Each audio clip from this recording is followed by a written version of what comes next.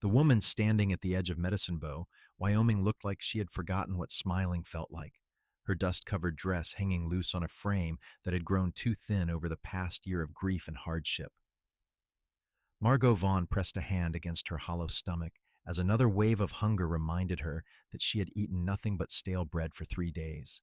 But the physical pain was nothing compared to the emptiness that had consumed her since losing everything she had ever loved.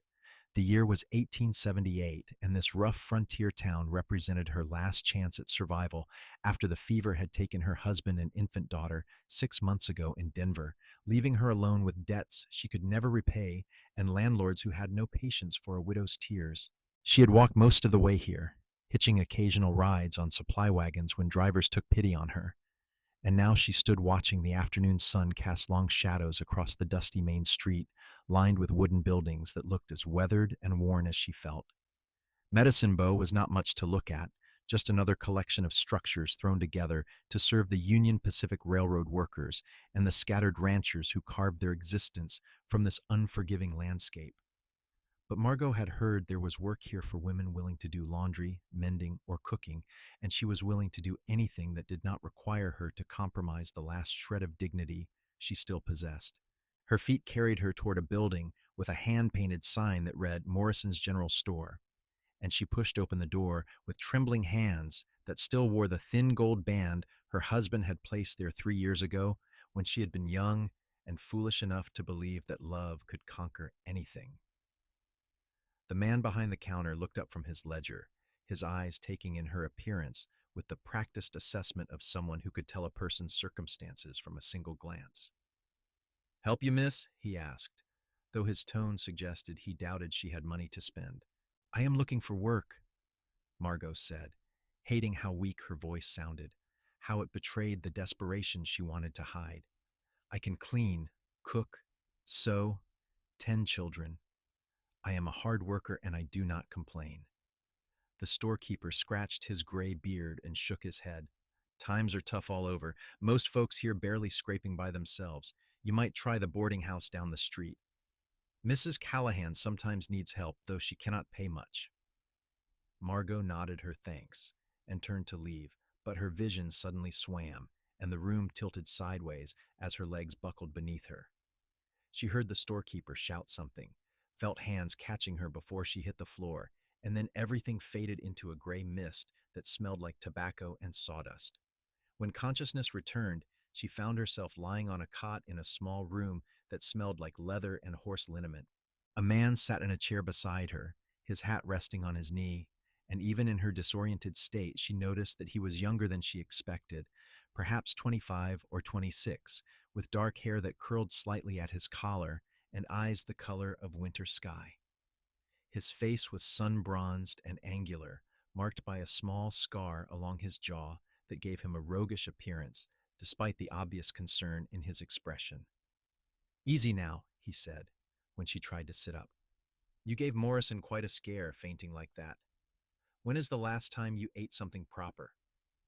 "I do not need charity," Margot said automatically, though even as the words left her mouth, she knew how ridiculous they sounded, given that she had just collapsed from hunger and exhaustion. "Did not figure you for the type who did," the man replied, and there was no mockery in his voice, only a quiet understanding that made something in her chest ache. "But pride is a cold companion when your stomach is empty. Name is Grant Xavier.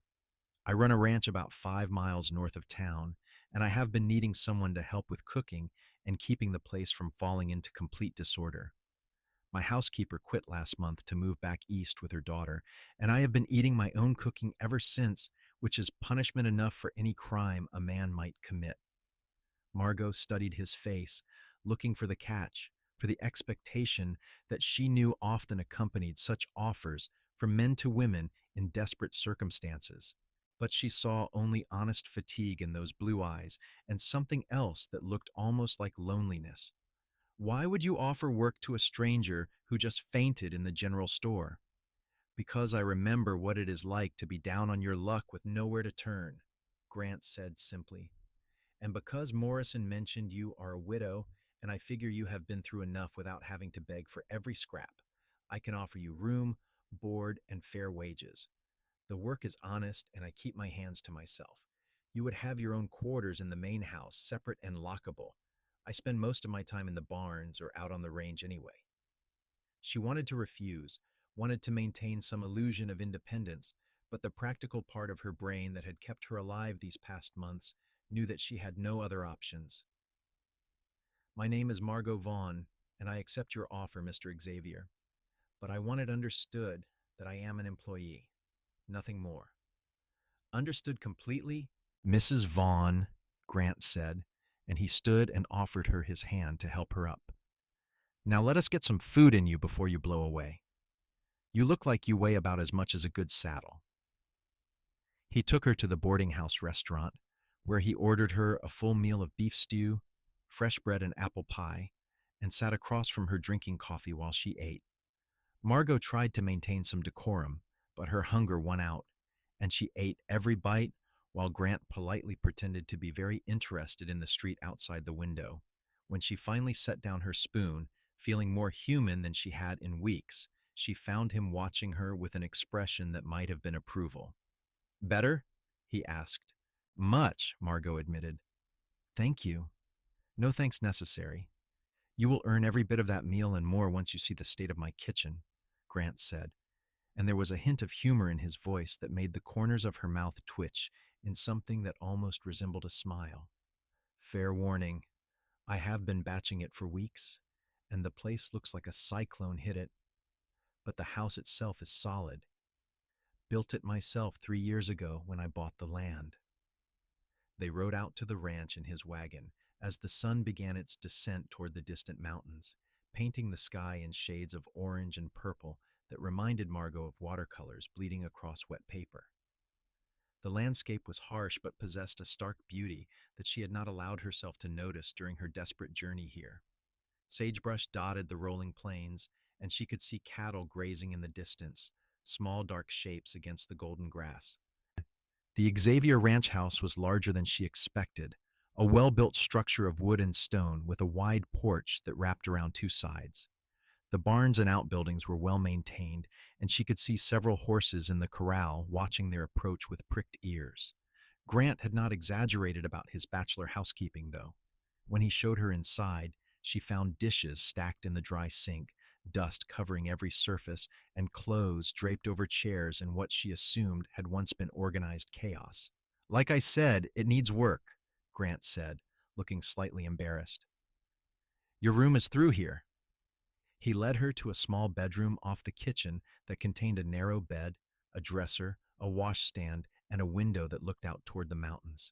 It was simple but clean, and most importantly, it had a sturdy door with a lock on the inside. Margot set down the small bundle that contained everything she owned in the world and turned to find Grant standing in the doorway, careful not to cross the threshold. I will let you settle in, he said. Do not worry about starting work tonight. Tomorrow is soon enough. There is a pump out back for washing up, and I will leave some clean linens outside your door. Sleep as late as you need. Mr. Xavier, Margot said, and he paused. Why are you being so kind to me? He was quiet for a long moment, his hand resting on the door frame, and when he spoke, his voice carried the weight of old pain. Lost my parents and my younger sister to cholera 5 years back. We were traveling west to start fresh, and they died within 3 days of each other. Left me alone with nothing but a wagon, some tools, and a head full of dreams that suddenly seemed pointless. A rancher named Thomas Bennett gave me work when I needed it most, asked no questions, just gave me a chance to find my feet again. He died last year, and before he passed, he made me promise that I would do the same for someone else if I ever got the chance. So I guess I am keeping that promise. The honesty in his words pierced through the protective walls Margot had built around her heart, and for the first time since losing her family, she felt tears burning behind her eyes. But she blinked them back and simply nodded, not trusting her voice to remain steady if she tried to speak. Grant nodded in return and closed the door quietly behind him, leaving her alone in the small room that already felt safer than anywhere she had been in months. Margot sank onto the bed and finally allowed herself to cry. But these tears felt different from the ones she had shed before. They were not entirely tears of grief and loss. Mixed in with the pain was something she had thought dead and buried with her husband and child, something that felt dangerously close to hope. The next morning, Margot woke to sunlight streaming through her window and the sound of someone moving around in the kitchen. For a disoriented moment, she could not remember where she was, and then the previous day came flooding back. She dressed quickly in her least worn dress, brushed and pinned her dark hair into a simple knot at the base of her neck, and emerged to find Grant standing at the stove, attempting to fry eggs in a pan that was smoking ominously. "Step away from the stove before you burn the house down," Margot said, her voice still rough from sleep, and Grant turned with an expression of relief so profound that she almost laughed. "Thank God," he said. "I was about to give up and just eat the eggs raw." Margot shooed him away and took over, scraping the burned bits from the pan and starting fresh while Grant set the table with movements that suggested he did know how to do some things properly. Within 15 minutes, she had produced a breakfast of eggs, bacon, and pan-fried potatoes that made Grant close his eyes in appreciation when he took his first bite. "I take back every doubt I had," he said. "You are worth twice whatever I am paying you." "You have not told me what you are paying me yet," Margot pointed out, and Grant had the grace to look sheepish. "Room, board, and $30 a month," he said. "It is not a fortune, but it is fair wage for the area." It was more than fair, actually, and they both knew it. Most housekeepers made half that amount, but Margot simply nodded and said, "That will do." They fell into a routine over the following days that surprised Margot with how easily it developed. She woke early and prepared breakfast while Grant handled the morning chores in the barn. They ate together, not saying much but sharing a companionable silence that did not feel awkward or forced. Then Grant would head out to work with the cattle, or mend fences, or handle whatever tasks the ranch required, while Margot attacked the disorder in the house with the single-minded determination of someone who needed physical work to keep darker thoughts at bay. She scrubbed and swept, washed curtains and beat rugs, organized the kitchen until everything had its proper place. She found that Grant owned a surprising number of books, shelves full of volumes ranging from agricultural manuals to poetry to novels by Dickens and Hawthorne. In the evenings, after dinner was eaten and the dishes cleaned, she would sometimes find him reading by lamplight, his long legs stretched out toward the fireplace, his brow furrowed in concentration. He caught her looking once and held up the book, which was a collection of Walt Whitman's poems. "Do you read?" he asked. "I used to," Margot said, "before." She did not elaborate on what before meant, but Grant seemed to understand. "You are welcome to borrow anything from the shelves. Books are meant to be read, not just looked at." That night she borrowed a novel and read it in her room until her candle burned low, losing herself in someone else's story, so she did not have to think about her own. Over the following weeks, she worked her way through several of Grant's books, and sometimes during their quiet evening meals he would ask what she thought of a particular passage or character, and they would have discussions that reminded her of the person she used to be before grief had hollowed her out. Grant was different from her late husband in almost every way. Robert had been a merchant's son, educated and refined, who quoted scripture and believed in order and propriety above all else. He had been a good man, but not a warm one, and Margot had married him more because it was expected than because of any great passion. Grant, on the other hand, was rough around the edges, self-educated and self-made, but there was a depth to him that surprised her. He treated his horses with a gentleness that seemed at odds with his calloused hands and sun-weathered face, and she noticed that he always left food scraps out for the half-wild barn cats that lived in the hayloft. One afternoon, about 3 weeks after her arrival, Margot was hanging laundry when she heard shouting from the direction of the barn. She dropped the shirt she was pinning and hurried across the yard to find Grant in one of the stalls with a mare who was clearly in distress, her sides heaving and her eyes rolling with pain. "She is trying to foal, but something is wrong," Grant said without looking up, his voice tight with worry. "I need to reach in and turn the foal, but I need someone to hold her head and keep her calm. Can you do that?" Margot did not hesitate. She moved to the mare's head and began stroking her neck, murmuring nonsense words in a low, soothing voice while Grant worked. The mare tried to thrash, but Margot held firm, continuing her steady stream of soft sounds while Grant's arms disappeared up to his shoulders as he tried to reposition the foal. Sweat poured down his face, and his jaw was clenched so tight she could see the muscles jumping, but his hands remained gentle and sure. "Almost there," he muttered. "Come on, girl, help me out here." It seemed to take forever, but was probably only minutes before Grant gave a grunt of satisfaction and began to pull. The mare screamed, and Margot felt tears streaming down her own face as the animal's pain became almost palpable in the confined space, but she kept her hands steady and her voice calm.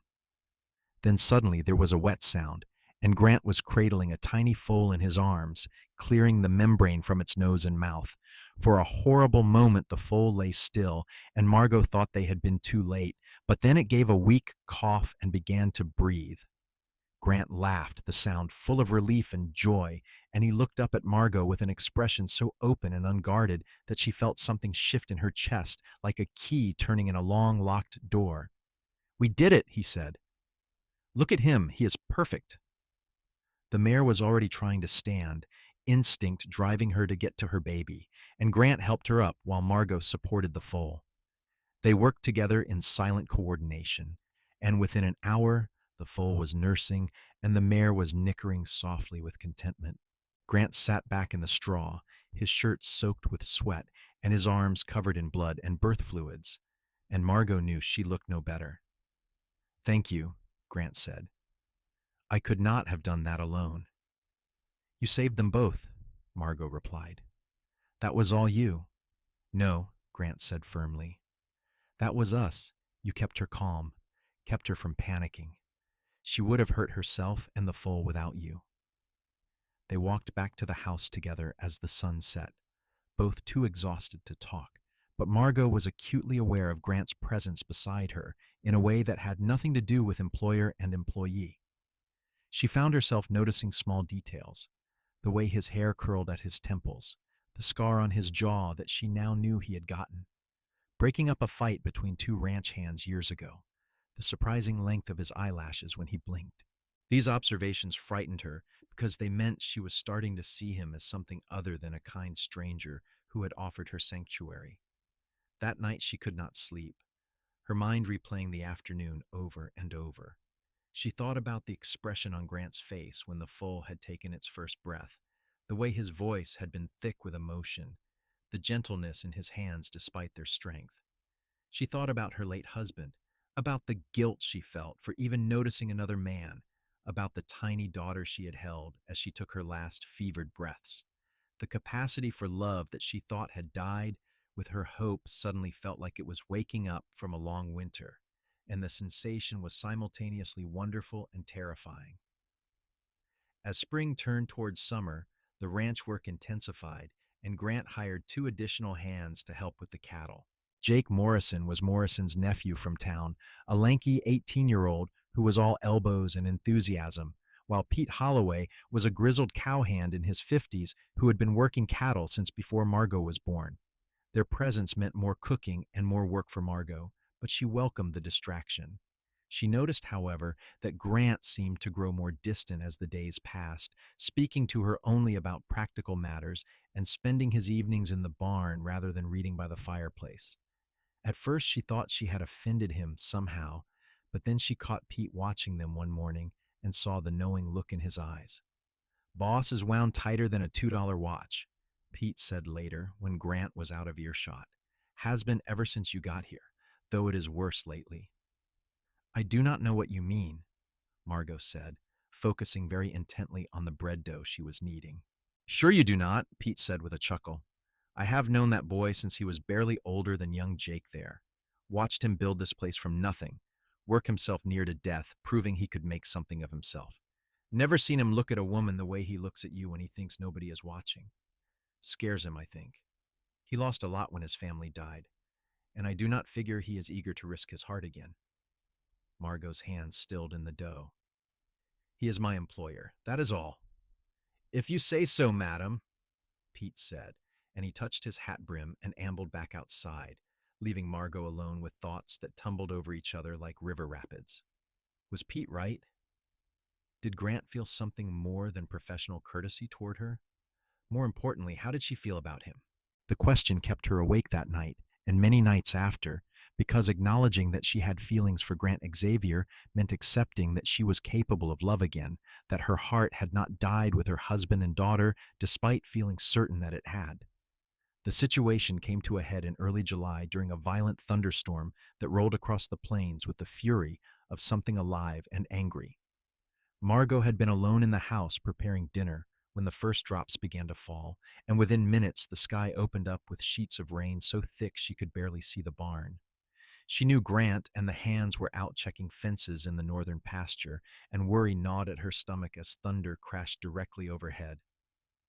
An hour passed, then two, and still they did not return. Margot paced the kitchen, jumping at every crack of thunder, her imagination conjuring up scenarios of Grant struck by lightning, or thrown from his horse, or injured in any of 100 ways this brutal land could hurt a person. When she finally heard hoofbeats in the yard, she ran to the door and flung it open to find Grant dismounting, soaked to the skin and shivering. "The others?" she asked. "Already in the bunkhouse," Grant said through chattering teeth. "Sent them ahead. I wanted to check on the mare and foal." "You are freezing," Margot said. "Get inside now." She pulled him into the kitchen and shut the door against the wind-driven rain, then immediately began building up the fire while Grant stripped off his soaked shirt with hands that shook. When she turned around, she found herself staring at his bare chest and the scars that marked his torso, evidence of a life lived hard and often dangerously. She forced her eyes away and thrust a blanket at him. "Dry off. I will make coffee," she said, her voice coming out more sharply than she intended because she was angry at him for frightening her, angry at herself for caring so much. "Margot," Grant said, and there was something in the way he said her name that made her freeze. "Look at me." She turned slowly and found him watching her with an expression that held none of his usual careful distance. "I am not blind," he said quietly. "I see how you look at me sometimes, when you think I am not paying attention. And God help me, I know how I look at you. This was not supposed to happen. I hired you to cook and clean, not to make me feel things I thought I had buried along with the people I loved." "Then you should not have been so kind," Margot whispered, and she was horrified to feel tears spilling down her cheeks. "You should not have saved me that day in town. You should not have treated me like I mattered, like I was more than just another mouth to feed or body to use. You should not have talked to me about books and ideas and dreams. You should not have been you." Grant dropped the blanket and crossed the distance between them in 2 strides. And then his hands were framing her face, and his thumbs were wiping away her tears with a gentleness that broke something open inside her chest. "I tried to stay away," he said, his voice rough. "I tried to keep my distance because I knew this would only end in pain for both of us. You are still mourning your husband, still healing from losing your child. I have no right to ask for anything from you." "Then do not ask," Margot said, and she reached up to press her palm against his chest, feeling his heart hammering beneath her fingers. "Just tell me I am not the only one who feels like they are coming back to life after being dead for so long." "You are not," Grant said. And then he was kissing her with a desperation that matched her own, his mouth hungry and his hands tangling in her hair. Margot kissed him back with everything in her, all the grief and loneliness and fear and hope that had been building inside her since the day he caught her before she hit the floor of Morrison's general store. When they finally broke apart, both breathing hard, Grant rested his forehead against hers. "I do not want you to regret this," he said. "I do not want you to wake up tomorrow and hate yourself for caring about someone new." "I already care," Margot admitted. "I have for weeks, maybe longer, and yes, I feel guilty. I feel like I am betraying Robert and Sarah by wanting to be happy again. But I am so tired of being empty, Grant. I am so tired of just surviving. You make me feel like maybe I could live again. Really live. And that terrifies me, but not as much as the thought of losing you now that I have found you." They stood there for a long moment, holding each other while the storm raged outside, and Margot felt the last of her protective walls crumbling into dust. She had thought her capacity for love had died with her hope, had been certain that her heart had turned to stone when she buried her baby girl. But Grant had helped her hope revive, and in doing so, he had opened the door for love to bloom again in the desolate landscape of her soul. The days that followed were a revelation. Grant courted her properly despite the fact that she lived under his roof, bringing her wildflowers from the meadow and taking her on evening rides to watch the sunset from a high bluff that overlooked the ranch.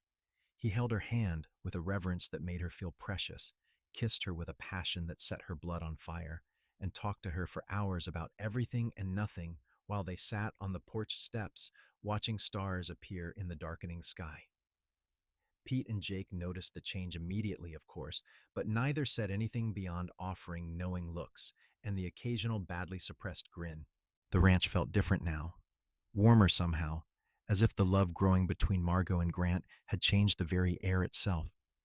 In August, Grant asked her to marry him. They were sitting by the small creek that ran through his property, their bare feet dangling in the cool water when he suddenly pulled a ring from his pocket. It was a simple band of gold with a small emerald, and his hands shook slightly as he held it out to her. "This was my mother's," he said. "The only thing I have left of her except her Bible. I know it is too soon, that respectable folks would say you should wait longer before marrying again. But I do not want to wait, Margot. I want to build a life with you, a real life full of hope and joy, and maybe children if we are blessed. I want to wake up next to you every morning and fall asleep holding you every night. I want to grow old with you and watch the seasons change and know that no matter what happens, we will face it together. So will you marry me?" Margot looked at the ring, then at Grant's face, and saw her future written in his eyes. "Yes," she said, and the word felt like a promise and a prayer all at once. "Yes, I will marry you." They were wed in September, in the small church in Medicine Bow, with Pete standing up as Grant's witness, and Mrs. Callahan from the boarding house standing up for Margot. The ceremony was simple but heartfelt, and when the minister pronounced them husband and wife, Grant kissed her with such joy that the small congregation broke into applause. That night, in the bedroom that was now theirs together, Grant undressed her slowly, reverently, kissing every inch of skin he revealed. Margot had been with only one man before him, and those encounters had been dutiful rather than passionate. But Grant touched her like she was something miraculous, and he brought her body to life in ways she had never imagined possible. When they finally came together, she wept with the overwhelming rightness of it, and Grant held her close and whispered that he loved her, loved her, loved her until the words became a rhythm matching their movements. Afterward, lying in the darkness with her head on his chest and his heartbeat steady beneath her ear, Margot thought about the woman who had stood at the edge of Medicine Bow 6 months ago, hollow and hopeless, and certain she had nothing left to live for. That woman felt like a stranger now, someone from another lifetime. Grant had given her back herself, had helped her remember that surviving was not the same as living, that the capacity for love could not truly die as long as a single ember remained to be rekindled. "What are you thinking?" Grant murmured, his fingers tracing lazy patterns on her shoulder. "That I am grateful I fainted in that general store," Margot said, and she felt his laugh rumble through his chest. "That makes two of us," he said. "Though I would have found some other way to meet you, I think. Fate or providence, or whatever you want to call it, would have brought us together eventually." "You believe that?" Margot asked.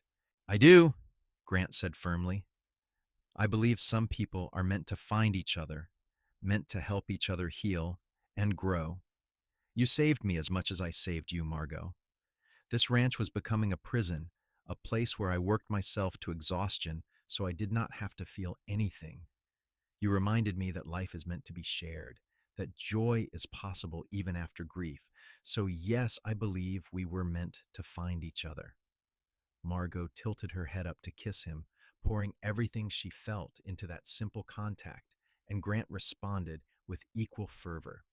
They made love again, slower this time, learning each other's bodies and preferences, building the foundation of physical intimacy that would sustain them through all the years ahead. Life on the ranch settled into a new rhythm after their marriage. Margot discovered that being a wife in a marriage built on love and mutual respect was entirely different from her first marriage, which had been founded on duty and convention. Grant treated her as an equal partner, asking her opinions on ranch decisions and listening when she suggested improvements or changes. He taught her to ride properly, not just perched side saddle, but astride, like the ranch women did when practicality mattered more than propriety. And she found she loved the freedom of galloping across the open plains with the wind in her hair. They worked side by side during the busy autumn months, preparing for winter and getting the cattle ready for market. Grant took a herd to Cheyenne in October, and the week he was gone felt like an eternity. Margot threw herself into her work, canning vegetables from the garden they had planted together, mending clothes, and reorganizing the pantry, but nothing could fill the Grant-shaped hole his absence created. When he finally returned, she ran to meet his wagon, and he caught her up in his arms, spinning her around while she laughed and cried at the same time. "I missed you," he said against her hair. "Every minute of every day I missed you." "Then take me with you next time," Margot said. "I do not care if it is traditional or not. I do not want to be apart from you."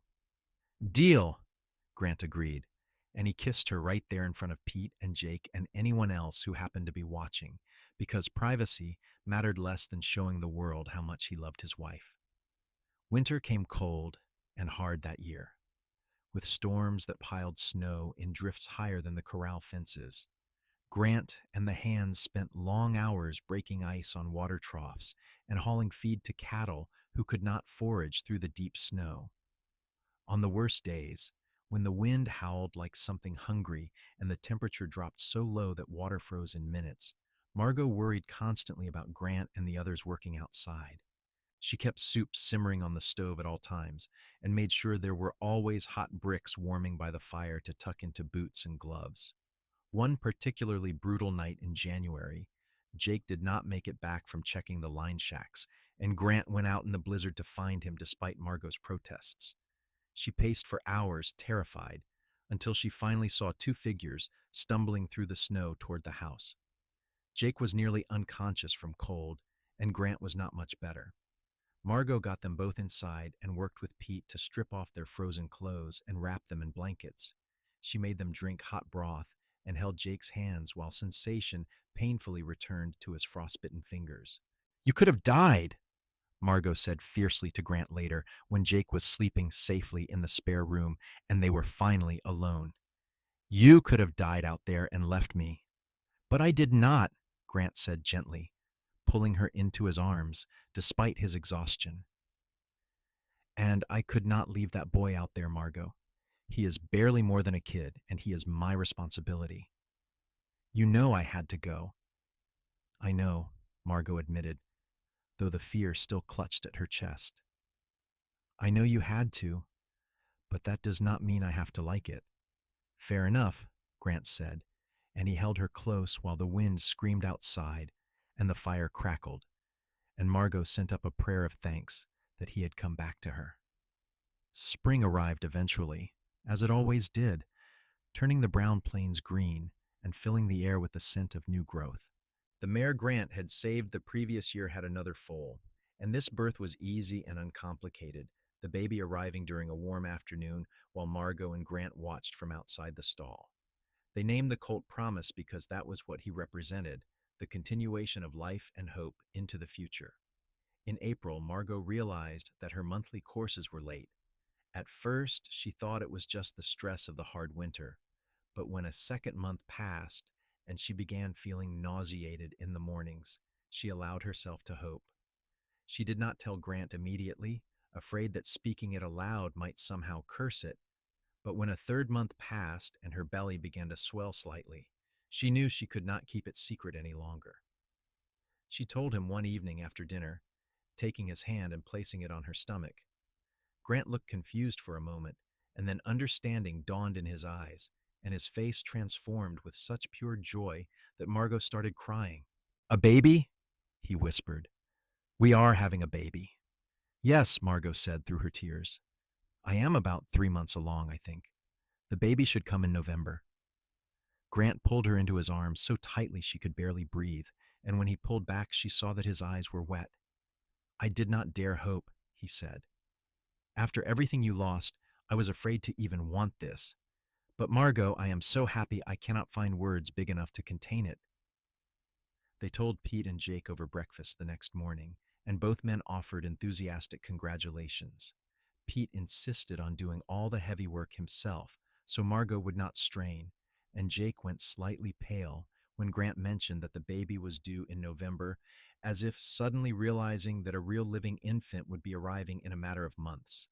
As summer ripened into autumn and Margot's belly grew round, Grant became increasingly protective, barely letting her lift anything heavier than a dish towel.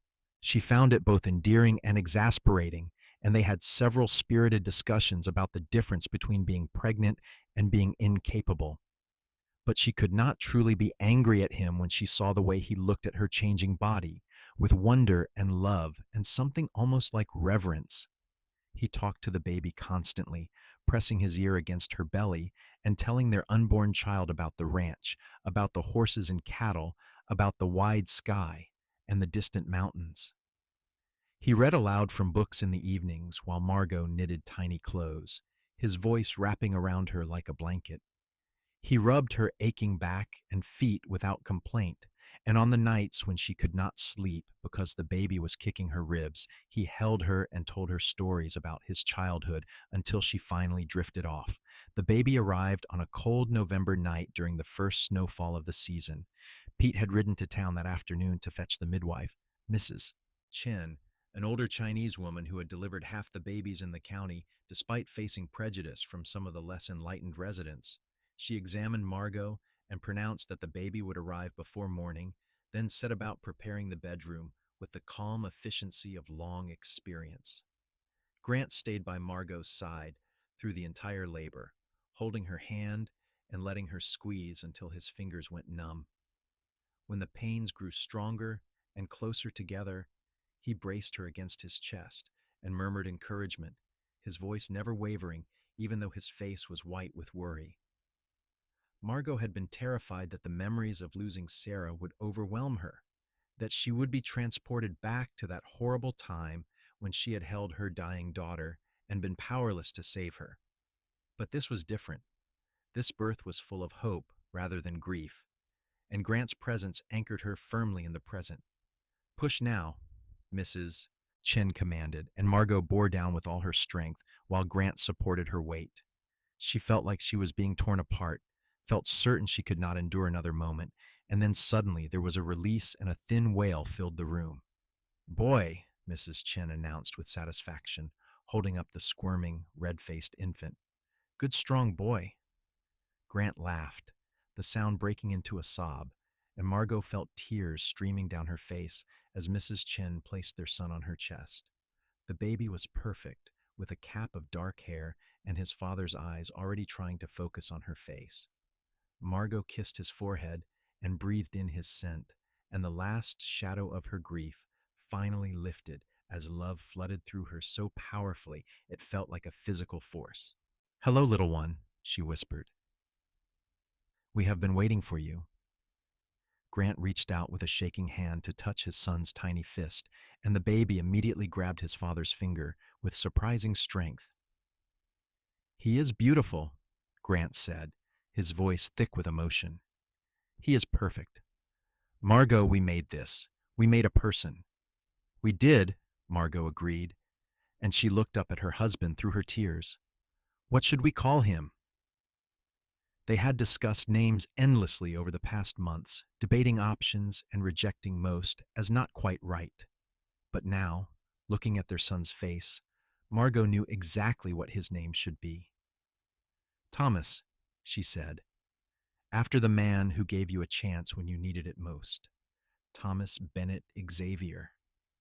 Grant's eyes widened, and then he bent to kiss her, gentle and reverent. Thomas, he repeated. Yes, that is perfect. Mrs. Chen finished her work and left them alone with their son, and they spent the rest of the night in a haze of exhausted wonder, taking turns holding Thomas and marveling at his tiny fingers and toes.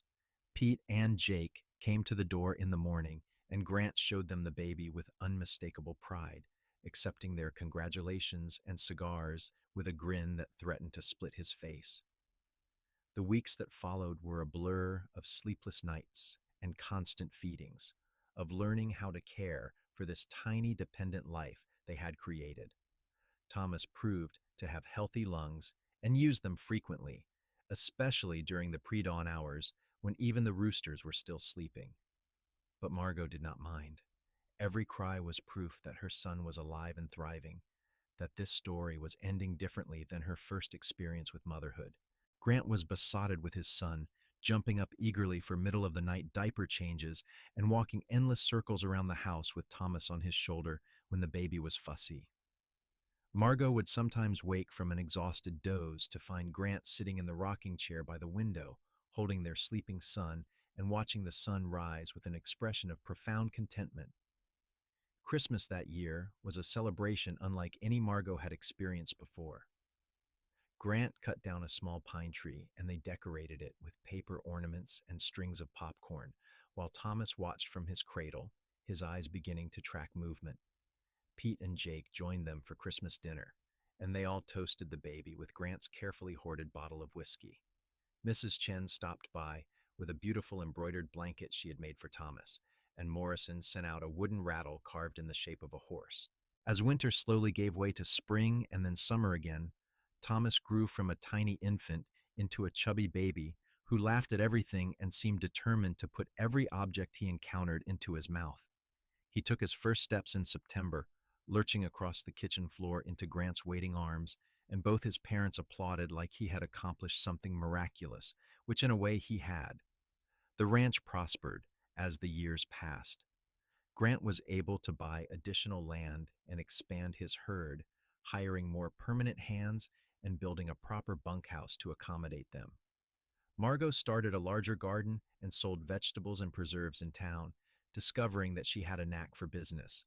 They added on to the house, creating more bedrooms in anticipation of expanding their family further. A daughter arrived 2 years after Thomas, a dark-haired beauty they named Grace after Grant's mother. She was followed 2 years later by twin boys, Matthew and Marcus, who were identical in appearance but opposite in temperament. Matthew was quiet and thoughtful, while Marcus was loud and adventurous, frequently giving his parents heart attacks with his fearless climbing and exploring. The years flowed past in the way they do when life is full and purposeful. Thomas grew into a serious boy who loved working with the horses and could often be found in the barn talking to the animals the same way his father did. Grace was a wild child who refused to wear dresses if she could help it and could ride better than most of the ranch hands by the time she was 8. The twins were a matched pair of mischief, always getting into trouble but impossible to stay angry at for long.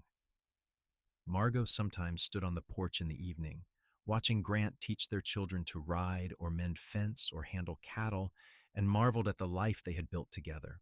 The broken woman who had arrived in Medicine Bow all those years ago felt like someone from a dream, a ghost from another existence. She still thought about Robert and Sarah sometimes, still carried them in a quiet corner of her heart, but the pain had mellowed into a bittersweet ache rather than a consuming agony.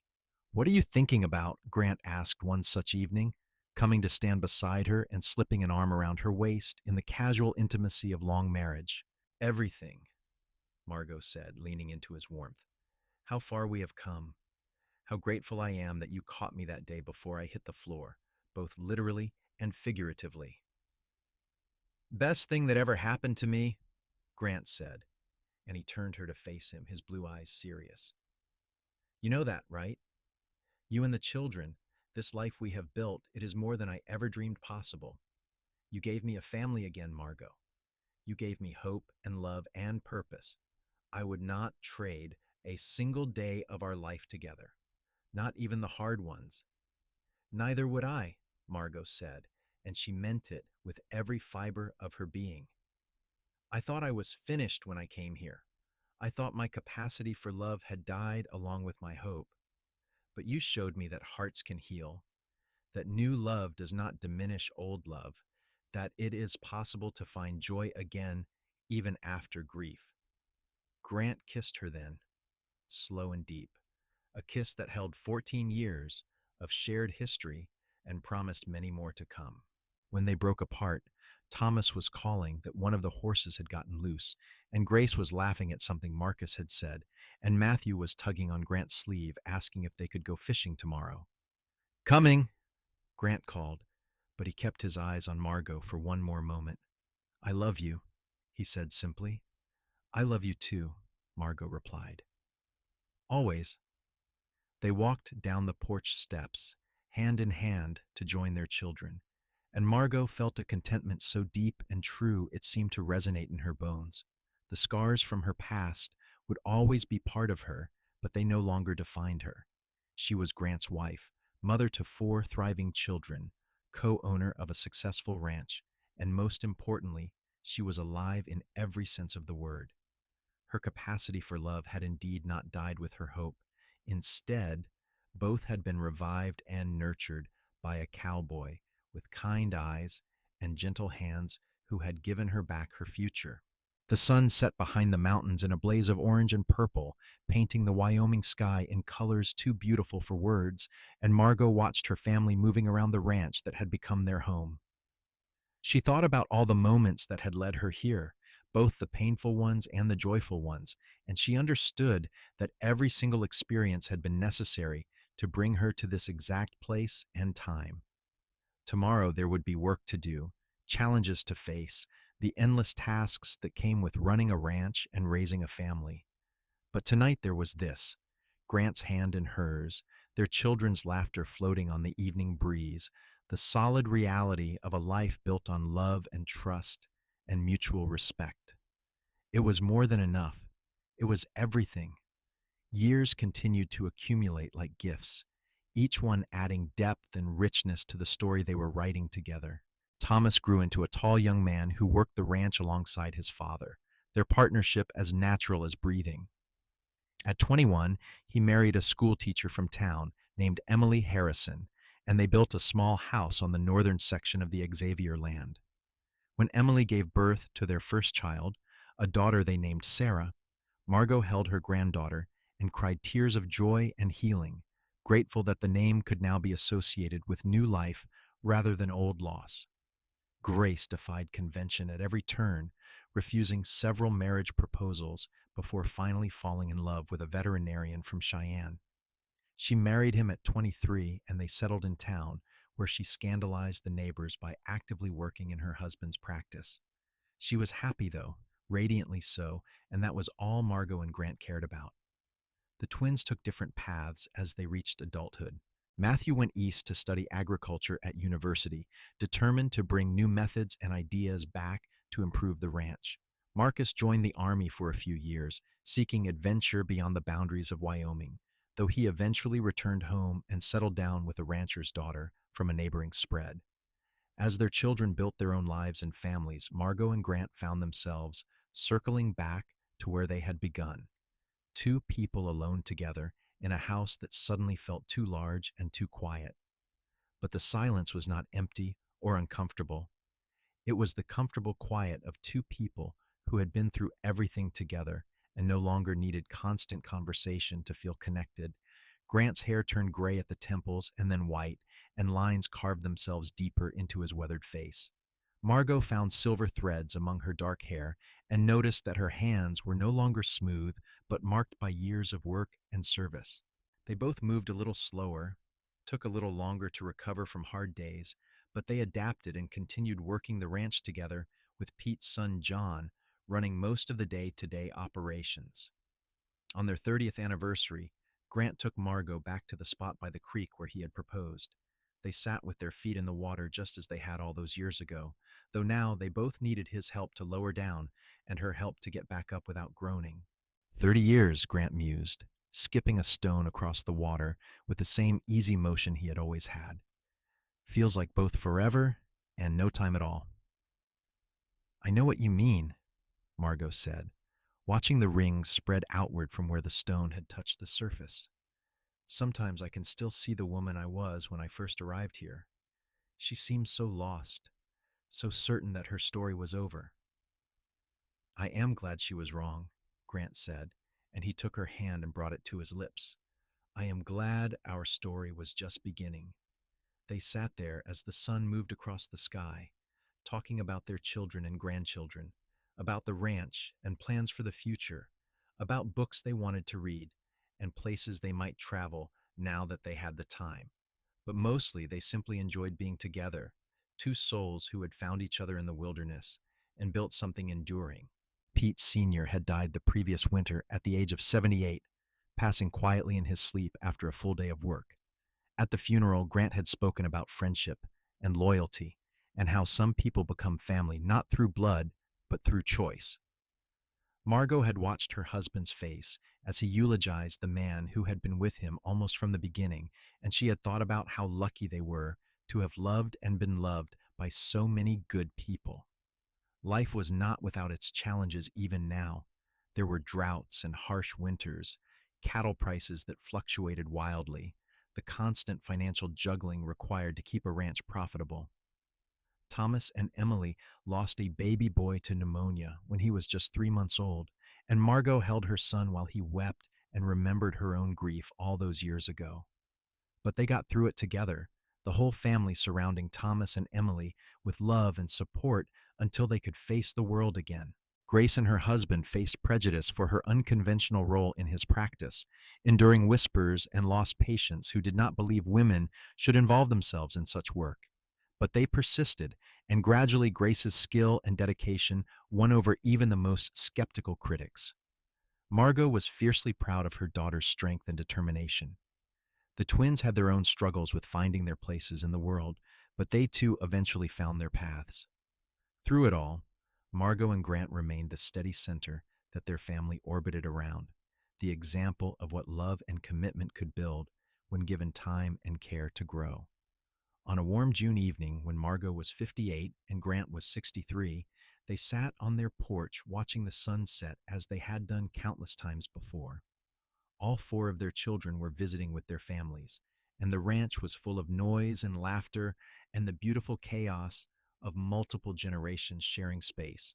They had just finished a massive dinner celebrating Marcus's birthday, and now the younger generation was playing horseshoes while the adults sat in chairs scattered across the porch. Thomas caught Margot's eye and raised his glass in a silent toast, and she smiled and nodded back, understanding passing between them without words. He knew her story, knew about the half-sister he had never met, about the first husband who had died young.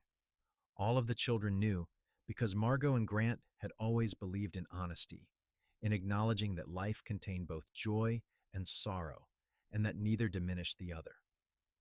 "What are you thinking?" Grace asked, coming to sit on the porch railing near her mother's chair. "That I am happy," Margot said simply. "That this life right here is everything I never knew to wish for." "You and Papa built something really special," Grace said softly. "You know that, right? The way you two love each other, the way you have always supported us while letting us make our own choices, the way you turned this ranch into a home rather than just a place to live. It matters. It has shaped all of us." Margot felt tears prick her eyes and reached out to squeeze her daughter's hand. "You have shaped us just as much. Being your mother has been one of the greatest privileges of my life." Grant came to stand behind Margot's chair, his hands resting on her shoulders, and she leaned back against him. They watched together as their grandchildren played, as their children laughed and talked, as the sky turned from blue to purple to star-filled black. The sounds of the ranch settling in for the night created a familiar symphony, horses nickering in the barn, cattle lowing in the distance, the creak of the windmill, the chirp of crickets in the grass. "Thank you," Grant said quietly, his voice meant only for her ears. "For what?" Margot asked. For saying yes that day in Morrison's store, for taking a chance on me, for building this life with me, for loving me even when I did not think I deserved to be loved. For everything, really. Margot tilted her head back to look up at him, this man who had saved her in every way a person could be saved, and who she had saved in return. Thank you for catching me when I fell, she said, for seeing me when I was invisible, for helping me remember how to hope, and in doing so helping me remember how to love. He bent to kiss her, not caring that their children were watching, and when he pulled back he was smiling. Best decision I ever made, offering you that job. Best decision I ever made, accepting it, Margot replied. They stayed on the porch long after the children had taken the grandchildren inside to put them to bed, long after the other adults had drifted off to their various sleeping arrangements throughout the house and bunkhouses. They stayed until the moon rose high and full, painting the landscape in silver light, transforming the familiar into something magical. Do you ever regret it? Grant asked suddenly. The hard parts, I mean. The years of barely scraping by at the beginning. The losses we have faced. The sacrifices you have made. Never, Margot said without hesitation. Every hard moment was worth it for the good ones. And there have been so many good ones, Grant. So many more than I ever thought I would get to have. You gave me a second chance at life when I thought I was finished. You helped my capacity for love revive when I was certain it had died forever. How could I possibly regret any part of the path that brought me to you? Grant was quiet for a long moment, and when he spoke, his voice was thick with emotion. I do not know what I did to deserve you, but I thank God for it every single day. They went inside eventually, climbing the stairs to the bedroom they had shared for over 3 decades, the room where their children had been born, and where they had loved and fought and reconciled and grown old together. They lay in their bed with the windows open to the night breeze, holding hands in the darkness like they always did, and Margot felt a peace so profound it seemed to sink into her very bones. She thought about the woman she had been at 26, broken and hopeless, certain that her story had reached its ending. She thought about the long walk to Medicine Bow, about fainting from hunger in a general store, about a young cowboy with kind eyes who had offered her more than just a job. She thought about the slow process of healing, about learning to love again, about building a life that honored both her past and her future. Her capacity for love had not died with her hope. It had only been dormant, waiting for the right person to help it wake. Grant had been that person, that catalyst, that gentle presence that had coaxed her frozen heart back into blooming, and in return, she had given him the family and home he had been longing for since losing his own parents and sister. They had saved each other, healed each other, and in doing so had created something beautiful and lasting. As she drifted towards sleep, Grant's thumb tracing lazy circles on her palm, Margot smiled into the darkness. Tomorrow would bring new challenges and new joys, and they would face them together, as they always had. But tonight there was this, the warmth of her husband beside her, the sound of her family sleeping safe under her roof, the knowledge that she was exactly where she was meant to be. Her story had not ended in grief and loss all those years ago. It had only been waiting for the next chapter to begin, the one where a cowboy helped her hope and love revive, where she learned that hearts could heal and joy could return, where she discovered that it was possible to honor the past while embracing the future. And what a beautiful chapter it had been, full of all the richness and complexity that made life worth living. The years would continue to pass, bringing changes and challenges she could not yet foresee. But Margot faced the future without fear, knowing that whatever came, she and Grant would weather it together. They had built something strong and true, founded on love and trust and mutual respect, and it would endure long after they were gone, living on in their children and grandchildren and all the generations yet to come. She squeezed Grant's hand one more time, felt him squeeze back, and let herself sink into sleep. Her last conscious thought, a simple prayer of gratitude for the extraordinary gift of an ordinary life, well lived and deeply loved.